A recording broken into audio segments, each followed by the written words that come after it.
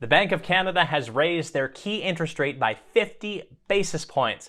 What does it mean for you? What's going to happen in the economy? And what's going to happen at the next meeting? Let's get into it. This is the Saskatchewan Real Estate Podcast, the show that highlights Saskatchewan real estate. Looking to buy your first house, your next investment property? Subscribe to never miss an episode. Here's your host, Ron Caroni. Hello and welcome back to the Saskatchewan Real Estate Podcast. My name is Ron Caroni, your Saskatchewan mortgage professional, joined again by the financial mechanic, Michael Hernik. Michael is a real estate investor here in Saskatoon, a good friend, and really excited for today's topic. It's not as exciting for borrowers out there. The Bank of Canada, we are recording this on the day they did rise them by another 50 basis points. So before we get right into it, Michael, welcome and thanks for coming on again today. Yeah, thanks, Ron. Appreciate you inviting me back onto the podcast. Looking forward to it. So I just want to put it out there before we begin. Any predictions or opinions that Michael and I express on this video are just simply our take, our opinion on the situation, and you should not be using this as investment or real estate advice. Always consult the proper professionals for a personalized solution for yourself. So let's get right into it, Michael. The Bank of Canada was expected to raise their prime lending rate by 50 basis points. And what did they do? They raised it by 50 basis points. As we got the news this morning, what was your initial reaction? Were you surprised by this, or was it kind of par for the course that you saw this coming? Well, yeah, I think we're in a situation now where the government has their hands tied to a certain extent, where we've got inflation, over 7.5%. And ultimately, the market was expecting, I think, initially that we would see maybe 0.25% or 25 basis point hikes. And that you see now that central banks really all around the world are being a bit more aggressive just because the inflation numbers are still coming in hot. So to a certain extent, this is expected, but it's interesting to see that they're still keeping course on that sort of 0.5% increase increments. And even on the tails of this, there was news there's going to be another 50 basis point rate hike July 13th, a month and a half from now. What was your take on them kind of, telling us that there's going to be another rate hike so soon? Truthfully, I think everyone expected that rates would go up. The issue I have is that I'm not sure that central banks would be able to raise rates potentially to the level that they have been, and more importantly at the accelerated level they have been.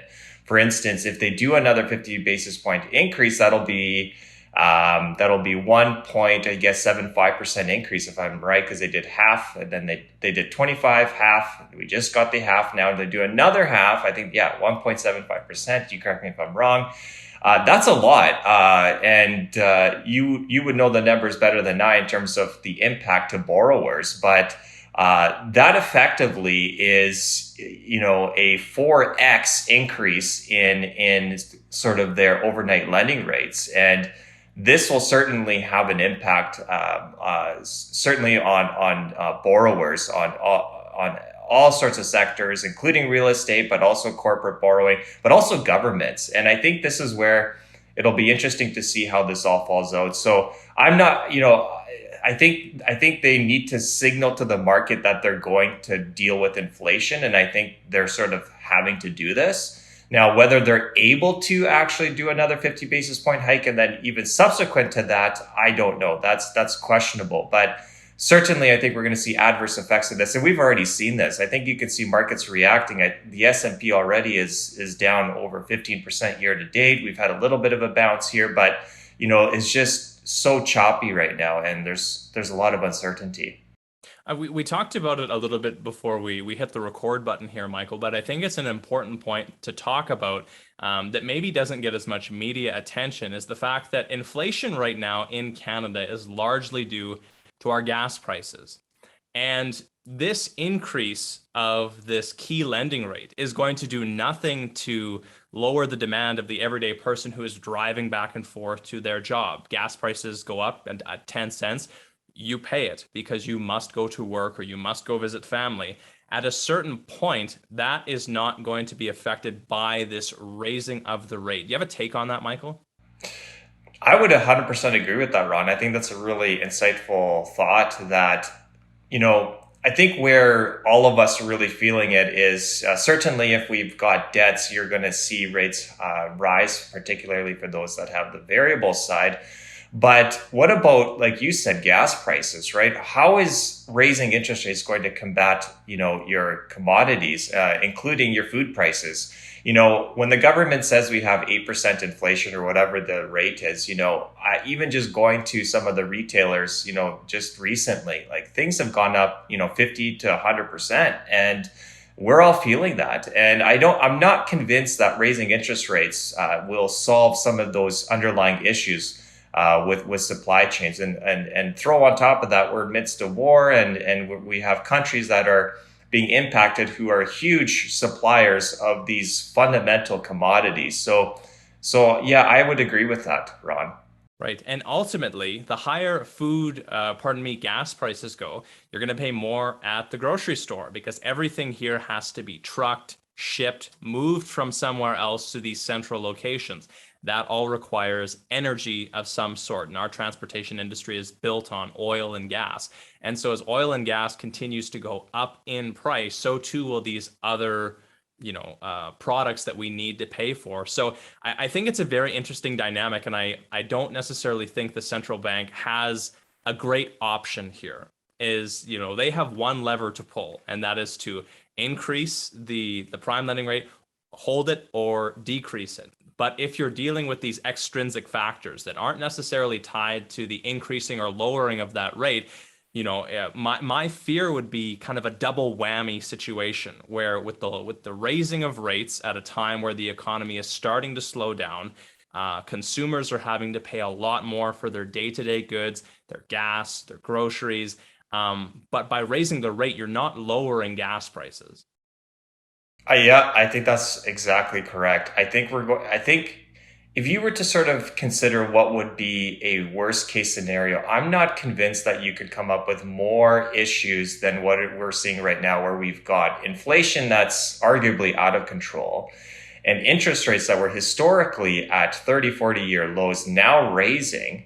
Amidst debts being at all-time level highs, I think this will trickle into consumer spending, where consumers will spend less over time. This will happen, I think, inevitably, while inflation is still hot and interest rates are rising. So I think we're just at the sort of start of this potentially bad situation, if you want to call it. So this is why I'm really, shocked to see that they're so aggressive in their interest rate hikes. Again, as I mentioned, I think they're forced to, but I do think we're going to see a tipping point where the negative effects of doing so are going to sort of outweigh the raising of subsequent rates, and they may even go down. So we'll see what happens, and I'm sure we're going to comment on sort of future predictions here shortly. But yeah, so even moving forward into our July 13th prediction, if we do get another 50 basis point hike,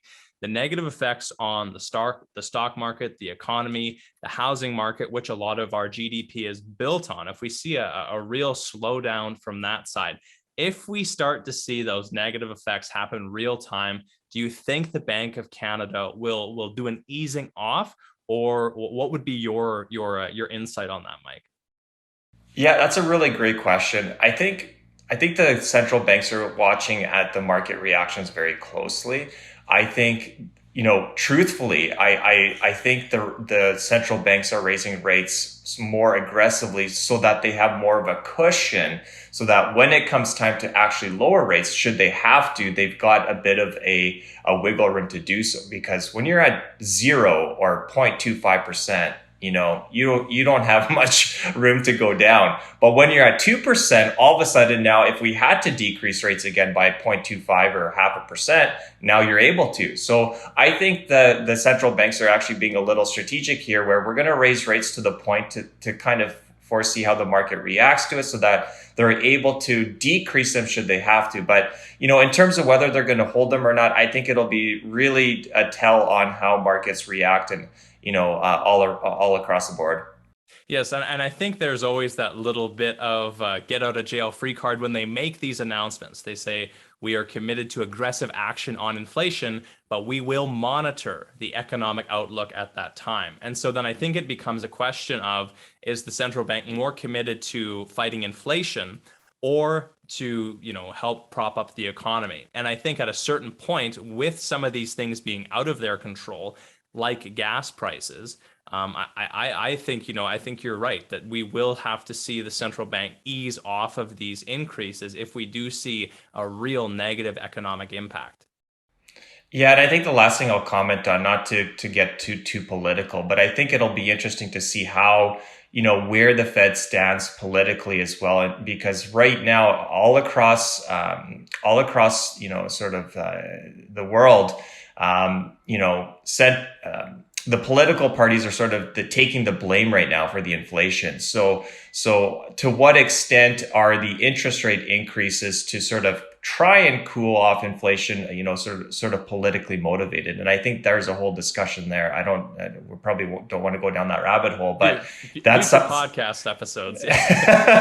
But there is something to be said there. So that's a great point. Inflation versus economic growth, and sort of where do you draw the line there? But I think politics has to do a little bit with that too. So. One more to you, Mike. Can the Central Bank of Canada ride this knife's edge of trying to bring down inflation while not totally throwing the economy into a recession or a depression? It's going to be extremely difficult, in my opinion, and mainly because, as I mentioned earlier, you couldn't ask for a circumstance where central banks had their hands tied so much, that really, like you mentioned, the only lever they have is interest rates. And so it'll be really difficult. I think they've been able to do so thus far, but let's see what happens in a month or 2 or 3 from now. And coupled with all of those things we commented on, I'm optimistic that as individuals and sort of as a collective, we're going to come through this very well. But that's not to say we're not going to see some speed bumps. Totally. Kind of tying it into real estate and anyone who is sitting with a home equity line of credit or a variable rate, I think it is important to note that even though some of this stuff sounds very scary when we're talking about a 50 basis point increase, and there might be that urge to lock into something that is certain and something you can hold on to, I think it's an important point to note that what you would be locking into today would be a much higher rate. And so if you're sitting with, let's say, 3 years to go in your variable rate, it's really time to reach out to your mortgage broker or bank and see what are my options that I could lock into. And I think the question is you have to ask yourself personally, how much can the Bank of Canada do these rate hikes before they will have to reverse course? Now, if you personally believe that rate hikes will happen in the 4 to 6% range, it might be a good idea for you to lock into something fixed. However, if you believe the Bank of Canada doesn't have the ability to go that high without crippling the economy, and ultimately we'll see a backing down of these rates, then maybe sticking with the variable rate that you have is the correct decision. What would you say on that, Mike? Yeah, I think that's a really insightful point. I mean, even on our personal home, we have a variable mortgage, and we were chatting with some friends, and, we sort of came to the consensus that really, it seems to me that if you're in a variable rate, you have, like you said, 2 choices. Either you ride the wave or you try and lock in. But with bond yields being the way they are at the increased rate, I think the fixed rates are quite at a premium, if you want to call it that. And maybe you can comment on that. I don't know what those are, but so I think that's exactly it. I think everyone has to make the decision on their own. And I would also sort of caution not to sort of jump into something, too quickly, just, not to be too panicked, I guess, about this because of, sort of what we talked about. So. Yes. Well, the nice thing about the variable is there's always a little bit more flexibility than your fixed rate mortgages, mostly due to the prepayment penalty calculations that you're using. And so from that side, you always have that option of breaking the mortgage and taking your 3 months interest and finding the best rate available at that time for your specific situation. Because there's such a chasm right now between variable and fixed rates, like lenders are pricing in big hedges that rates are going to go up higher. Now you can self-inflict that hedge, or maybe a better solution for you is to start prepaying your mortgage by that amount. If you want to lock into something fixed, figure out what the payment would be for your new fixed rate and start prepaying your mortgage, which is never a bad idea to give yourself some built-in equity and have some dry powder in the future that should you need to do something like a home equity line of credit or a refinance, that there is money in the home potentially available for you.